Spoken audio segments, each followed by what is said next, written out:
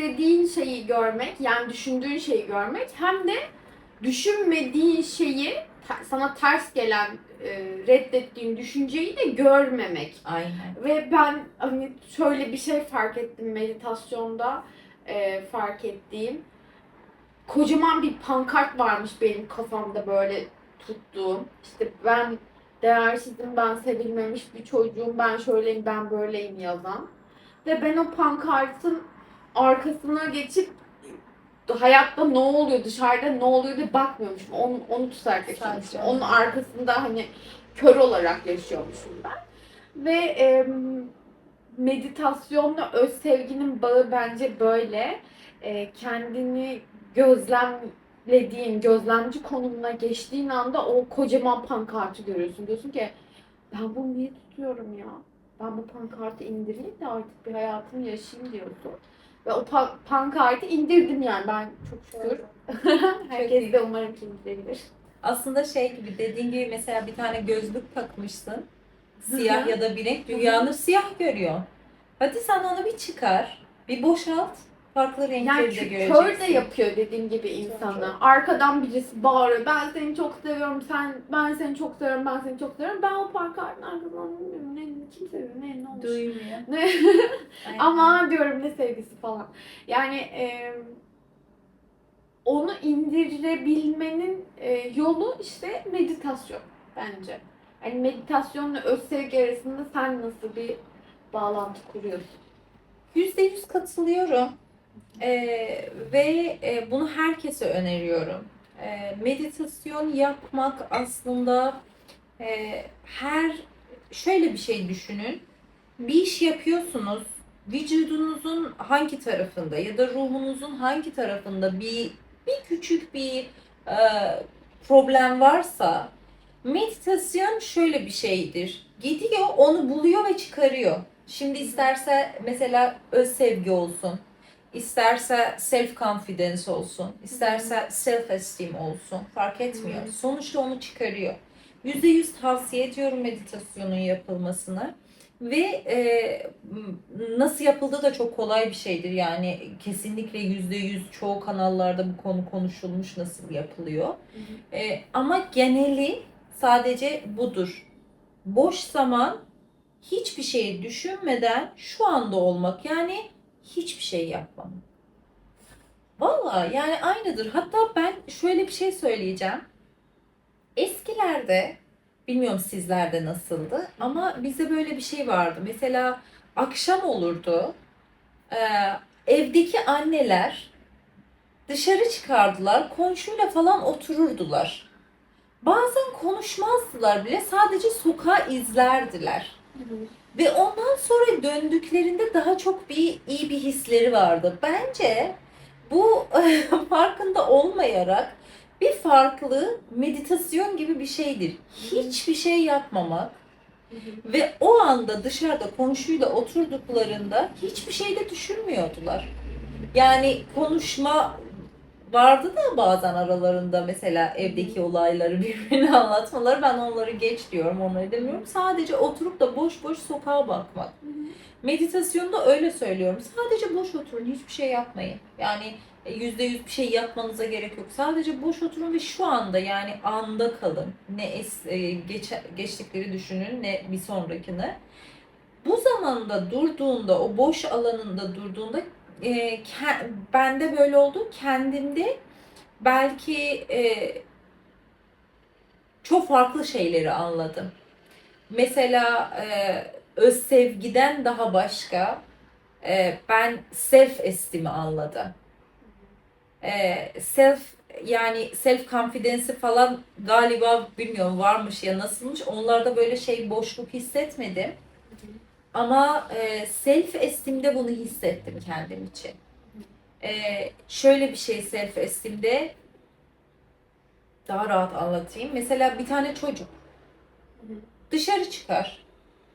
Üstünde ne var ne yok hiç önemli değil. Yani bir diaper'i giyip de ortada gezer, mutluluğunu yaşar. Self esteem dediğin %100 odur. Bizde çocukluktan var ama gitgide kurallara duyarak, yok öyle bir şey yapma, yok bunu giyme, yok buraya böyle davranma. Bunu kendimizde kaybetmişiz. ve hayat neşesini almışız.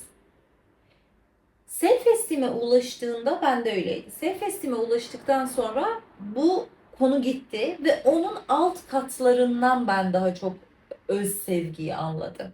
Konuyu çok açmayacağım çünkü belki başka şeylerde self-esteem'i falan konuşuruz. Bunu sadece bunun için söylüyorum. Birisi kendisini severse vücuduna zarar vermez. Fiziksel olarak ya da ruh hali olarak fark etmiyor. Bazen görüyorsunuz bir iştesiniz, bir iş çalışıyorsunuz, o işi sevmiyorsunuz. Her gün böyle ayaklarınız geri gidiyor oraya gitmek için. Kendini seversen şöyle bir şey olur. Evde birisi var ve sana diyor ki bebeğim işini sevmiyorsan gitme oraya, başka iş başlarız. Böyle bir güçlü birisi yanında olur her zaman. Ya bir ilişkidesin, o ilişkiyi sevmiyorsun. Orada yeteri kadar saygı yok. Evde biri var yine sana söylüyor ki oraya gitmene gerek yok. Ben buradayım. Beraberiz. Niye gidiyorsun ki? Yani bu kendini sevmek böyle bir şeydir. Her zaman bir tane %100 yanında olan birisi var.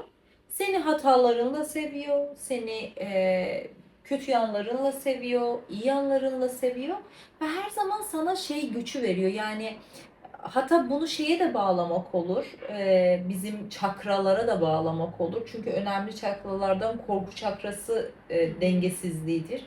Bunların hepsini siliyor. Sevgin olduğu için daha korkun da yok. Öyle bir hisleri aratıyor. Biraz çok farklı konular açtım. Biraz boxları kapatacağım. Yok şöyle diyelim onu. Sevgi ve korku birbirine iki zıt. İşte Aynen. iyilik ve karanlık gibi çalışan şeyler ve %100 sevgi olduğunda korku sıfırlanıyor. Ve sen ne kadar kendini sevmiyorsan o kadar da korku taşıyorsundur. İşte ya işten kovulursam ne olur? Ne bileyim parasız kalırsam ne olur? Sevgilim beni Sevilmezsem terk ne ederse olur? ne olur? İşte ya sevdiğim birini kaybedersem o ölürse ne olur falan gibi şeyler, korkular senin e, sevgi taşımadığını gösteriyor. Aynen. Ama çok sevdiğin zaman her şeyi kendinden başlayıp her şeyi çok sevmeye başladığın zaman korku da sıfırlanıyor dediğim gibi. Aynen. Ve bu da fark ediyor. Mesela kendini sevdiğin için e, sana iyi olmayan, böyle söyleyeyim. Çünkü bence yanlış diye bir kişi yok. Ama sana iyi olmayan bir kişilerle vakit geçirmiyorsun. Sana iyi olmayan bir işleri yapmıyorsun. Yemeğini sağlamıyorsun. Mesela ben şey demiyorum, mesela professional bir spor yapmak yok, onu demiyorum ama mesela benim sağlığıma eğer yürümek iyiyse yürüyorum. Eğer sağlığıma mesela bir bardak su içmek iyiyse onu içiyorum. Alkol yerine onu kullanıyorum. Ya da bilmem dışarı çıkacaksam bana iyi olmayan kişilerle mesela konuların normal bir sohbet, güzel bir konuşma olmayacaksa çıkmıyorum, oturuyorum. Ve o yüzden bunu da söylemek istiyorum. Şöyle söyleyeyim. Sence bir kişide en cazip bulunan bir sıfat ne olabilir? Yani mesela nasıl bir kişiyi gördüğünde şey olarak demiyorum, mesela fiziksel konusunu asla açmıyorum. E, Başka bir konudan baktığında bir kişinin yani mannerindeki olan demeanor'ı, yani nasıl katlanması, treat yapması, bunun ne cazip olabilir sana? Benim için insandaki en cazip şey yaşam sevinci. Ama böyle mış gibi değil. Gerçek böyle içinden gelen bir yaşama duyulan sevinç bence. Ve sence bu yaşam sevinci neden gelebilir? Birisi nasıl yaşam sevinci olabilir? İlk başta kendini sevmekten gelmez mi? Tabii kendini seveceksin, hayatı seviyor olacaksın. En son yaşamın tamamını, evreni seviyor olacaksın da öyle gelecek, yani sevinç duyacaksın. Evet. Aldığın her nefes sana haz veriyor olacak böylece. Ve ben de bir şey katıyorum. Bence de en cazip bir şey bir insanda onun %100 kendine bağlı olmasıdır. Bağımsız. Aynen, bağımsız, hiçbir şey böyle ihtiyaçla bakmamaktır.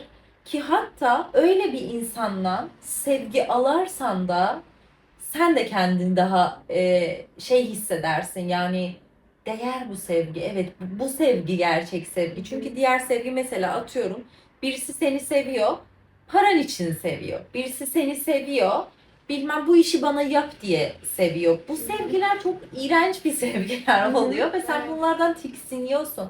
Ama öyle bir insandan sevgi hem alırsan çok mutlu olursun, hem de o insanı genel olarak çok sevilir. Şey gibi, bir magnet gibi her şeyi çeker. Çünkü enerjisi kendisinde, sevgisi kendisinde ve dediğimiz gibi sevgisi olduğu için de kimseye zarar vermez. Yani bu ego değil. Ego konusu asla değil. Onda karışım olmasın. Bana da öyle bir şey caziptir. Ve o da yine Çünkü kendi sevmenden o, gelir. o kadar bağımsızsın ki hiçbir şeye ihtiyacın yok. İhtiyacın olmadığı için de Yine de aslında o sevgiye de ihtiyacın yok. Koşulsuz veriyorsun. aynen. Aynen. Bence de en saf sevgi öyle öz sevgi kaynaklı, yani sana geri yansıyan koşulsuz sevgi bence de en saf sevgi. Evet. Ve hatta bir tane de küçük bir şey ekleyeceğim. Bir ilişkide bile mesela bir yere gidiyorsan, bir yeni bir kişiyle tanışıyorsun. O kişi orada böyle şey gibi hisset. Kendisi kendisiyle gelmiş. Sen de kendinle oraya gitmişsen, sen de bağımsızsın, o da bağımsızdır. Her ikisi de dengedeler ve her ikisi de güçteler. Bu ortadaki sevgi de çok güzel bir şey olur. Çünkü kimse başka birisini farklı göstermeye, kendisi başka birisine farklı göstermeye çalışmıyor ondan sevgi alsın diye. %100 kendisidir. Sen de %100 kendinsin. Sevebilir, sevmeyebilir. Hiç problem değil. Saygı da yerinde kalır. Hatta bu insanlar mesela diyelim ki birbirinden hoşlandılar ve ilişkiye girdiler. Hatta bile birbirinden hoşlanmadılar da yine güzel bir respect var aralarında. Öz sevgi, kendini sev şeye de gidebilir ya da bağımsız ol. Narsizme işte biraz açtın Doğru. aslında, ego değil dedin ama onu bence biraz daha açmamız lazım. Neyden bahsediyoruz yani? Şöyle narsizm ya da egolu insan, ukala insan dediğin insan aslında içinde çok büyük bir sevgisizlik taşır. Doğru. Ve o sevgisizlikten dolayı dışarıdaki sevgiyi de o işte koşullu tiksiniyorum dediği sevgi hallerinde arar ve insanları kendine bağımlı eden bir ve karşındakini aslında ezerek, Evet, alçaltarak kendini daha değerli hissettiği bir şey. Yani bu narsist, egolu ya da ukala insan neyse, o kendini değersiz hissediyor, kendini sevilmemiş hissediyor. Karşısındakinin sevgisini ve değerini kullanıyor. çalarak kendine sevgi alıyor. Bundan bahsetmiyoruz. Kendini seviyorum diye de narsizliğe gitmeyin. Değil. Bu bir şey yani. Ama şöyle Tuzaklı bir şeyi var öz sevginin. Yani şöyle bu benim iyiliğim için. Yani kötü bir şey yapıyorsun ama bu benim iyiliğim için. Ben kendimi seviyorum o yüzden, ya da ne bileyim mesela rahatsız oluyorsun diyelim ki yüzündeki bir şeyden, vücudundaki bir şeyden. Atıyorum estetik yaptıracaksın. Diyorsun ki bu benim kendimi sevebilmem için. Yok abi, kendini sevebilmen için öyle bir acıya katlanmazsın yani. doğru, yani o acıyı almazsın vücuduna. Yani onun da ölçüsü bence dediğim gibi ya çocuğunu ya da çok sevdiğin bir insanı koyacaksın oraya. Diyeceksin ki yani mesela çocuğunun Kıyar sen mıyım? ameliyat olmasını ya da ne bileyim sevgi kazanmak için bir şeyler yapıyor olmasını görüp de bu senin iyiliğin için diyor musun? Bunu derken gerçekten onun iyiliği için mi geliyor yoksa başka bir şey mi? Eğer bir rahatsız eden bir şey varsa seni, o öz sevgi değildir, o başka bir şeydir yani. O da tuzaklı öz sevginin böyle nasıl diyeyim gölgeli hali. Şöyle bir şey, bence narsist dediğin şeyi arıyor. Ben daha iyiyim, onu arıyor. Hı hı. Ama öz sevgi, ben iyiyim. Yani Sen ben de daha iyiysen iyi. gel beraber iyi İyi oluruz falan. olalım. Aynen. Ben iyiyim demiyorsun mesela. Ben senden daha iyiyim. Yok, ona bakma. Ben çok iyiyim. Öyle bir şey demiyorsun. Hı hı. Aslında diyor ki ben iyiyim. Evet. Mesela bacağımda bu problem var. Hiç problem değil. Bu dili bilmiyorum. Hiç problem değil. Türkçe konuşamıyorum. Hiç problem değil. Ya da ben şöyleyim böyle ama ben iyiyim. Ben iyiyim. Kimseden de daha iyi değilim. Kimse de benden daha iyi değil. Yani herkese şöyle bakıyorum. Şöyle baktığın için, aynı levelde olduğun için ne birisini üst görüyor ne birisini alt görüyor. Hepimiz iyiyiz oluyor. Ama narsist dediğin her zaman üstten bakmak istiyor. Ben daha iyiyim demek istiyor. Ya öz sevgi aslında öyle bir yerde. Hepimiz eşit ve aynıyız ama ben kendi içimde eşsizim. Zaten hepimiz eşsiziz. Herkes eşsiz. Düşüncesiyle gelen bir şey ama narsist dediğin gibi o da belki bir ölçüt olabilir. Narsizm mi, öz sevgi mi diye anlamak için. Narsist kıyaslar. Yani Aynen. ben senden daha mı iyiyim? O benden daha mı iyi? Kim benden daha iyi diye bakıyor olur. E, öz sevgi sahibi insan da eşsiz olduğunu bilir. Evet. Kıyaslanmak da zoruna Kıyaslama gitmez. en Kimseyle kötü bir şey. kıyaslamaz da kendini yani. Ama herkeste de şey olur ya, böyle nasıl diyeyim? Ben evrende bir toz parçasıyım. Çok önemsizimle. Bütün evren aslında benim için yaratılmış, arasında bir dengeye sahip olmak bence öz sevgi, öyle görüyorum. Aynen. Ve kıyaslama konusunu açtığım için bunu ekliyorum. Aslında kıyaslamak en kötü bir şey insanların kendilerine yaptığıdır. Hatta bir ara şey çıkmıştı. Ben kendimi kimseyle kıyaslamam da ben kendimi kendi geçmişimle kıyaslarım. Bu da yanlıştır. Ne alaka? Ben o zaman başka birisiydim. Şu an başka birisiyim. Yani benim 4 senem önceyle şimdi aynı Nesil değil. değişti o. Aynen. Yani birisi hatta kendini severse hiç kıyaslamaya girmez. Şey gibi düşün. Oturmuşsun buraya, birisi toprak koymuş diyor ye. Sen onu yer misin? Yemezsin. Kıyaslamayı da aynı yemezsin. Çünkü yani ben unikim, ben tekim, sen de teksin, sen de teksin. Herkes tek, kimse de kimseyle alakası yok. Kimsenin de kimseyle kıyaslamaya yeri yok. Ve ondan da tatmin olmaz. Yani çünkü şöyle bir şey var. Sen aynı eşit bakmazsan dediğin gibi kıyaslama olur. Çünkü dersin ki ben senden daha iyiyim ama kesinlikle birisi de senden iyi olacak. Çünkü ya alttan bakıyorsun ya üstten bakılacaksın. Olamaz. Ama herkese aynı eşit bakarsan, mesela her kapıdan giren sana aynı olursa, o yüzden hiç fark etmez. Fark etmediği için de hem herkesi seversin hem kendini seversin. Ey hiç, برای hiç, der hiç, map hiç. Bu anlama geliyor. Sen yoksun. Zaten sen yoksun. Anladık onu, evet. Bu hayat da yok. Bu yok için, bu yok hayat için başka bir olmayan kişilere de bulaşma. O anlama geliyor. Yani kimseye de kötülük yapma. Kimseyle de kötü bir şey yapmaya çalışma. Kendine de başkasına. Çünkü gerçekten dediğimiz gibi bu dediğin toz var ya, toz bunlarda. Herkes o toz. Ve insan buna ulaştığında ki böyle bir bakış var. Daha rahatlıyor. Hatta şöyle bir şey oluyor. Kendini sevdiğin için, diğer insanları da sevdiğin için ve bu kıyaslama olmadığı için bile başkası gelip sana kötü bir laf ettiğinde şey diyorsun. O da toz, ben de toz. Ne diyorsa desin. Yok aslında, sen aslında yoksun. Sen de yoksun şeyin. Ama bu toz konusunu Moji'nin konuştuğu bir şey var.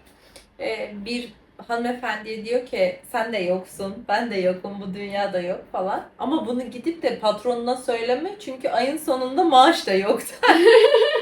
O yüzden bu konuyu burada kapatalım. Çok uzatmayalım. Evet, bu haftalık bizden bu kadardı. Sen orada kendini sevebil diye biz varız. Bütün evren sen öz sevgiye sahip olabil diye var. Ama aslında sen de zaten yoksun diyerek Bir şey bitirelim. ekleyeceğim. Evet. Yok, bitirme. Aslında evren bunu anlıyor ya. Mesela sen kendi sevgine geldin. Diyor ki affe ya, sonunda anladı her şeyi Nihayetle kendisi. o kadar da Ve önemli ondan çıkardık. sonra ve ondan sonra sürekli sana iyi şeyler veriyor. Neden? Çünkü kendi sevgin var. Frekansın sevgi frekansıdır. Ya frekansları da anlatmamız gerekiyor. Neyse, frekansın sevgi frekansı o kadar üst bir seviyedesin ki ne olursa olsun her şey sana sadece iyi ve güzel geliyor. Yani her zaman da iyi bir şeyler oluyor sürekli. Çünkü sen de iyi düşünüyorsun. İyi bir frekanssın. Tamam. Şimdi bitirelim. Tamam. Sema, seni çok seviyorum ama aslında yoksun. Evet.